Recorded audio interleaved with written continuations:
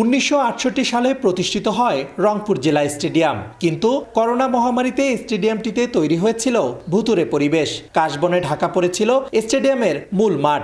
ভাঙাচোরা পোড়াবাড়িতে পরিণত হয় ইনডোর, গ্যালারি ও ড্রেসিং রুম। তবে দ্রুত বদলে গেছে পরিস্থিতি।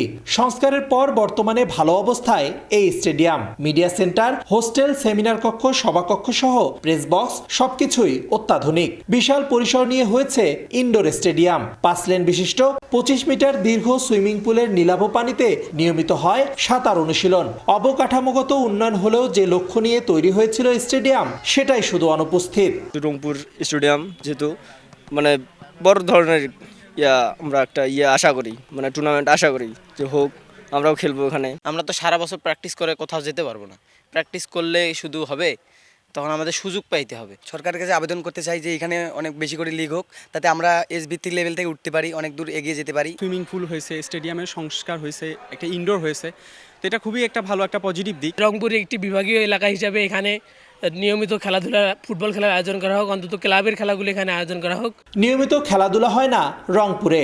মাঠ থাকার পরেও খেলাধুলা না হওয়ায় আক্ষেপ স্থানীয় সংগঠকদের। আমি যে প্র্যাকটিস করতে পারফর্ম শো করতে হবে, তো সেই স্ট্রেসটা লাগবে। এই স্ট্রেসটার জন্য নিয়মিত লিগ প্রয়োজন।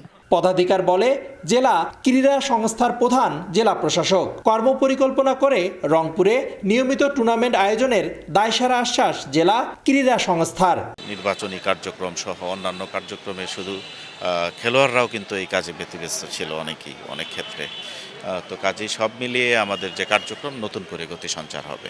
যুব ক্রীড়া মন্ত্রণালয়ের অর্থায়নে 2019 সালে 41 কোটি 18.5 লাখ টাকা ব্যয়ে media centre, indoor stadium, hostel, seminar room, সভাকক্ষ সহ প্রেস বক্স আধুনিকায়নের কাজ শেষ হয়। অধিকতর উন্নয়ন শীর্ষক প্রকল্পের আওতায় সুইমিং পুল নির্মাণ করা হয়েছে প্রায় 11 কোটি টাকা ব্যয়ে। রেদওয়ান হিমেল, সময় সংবাদ, রংপুর।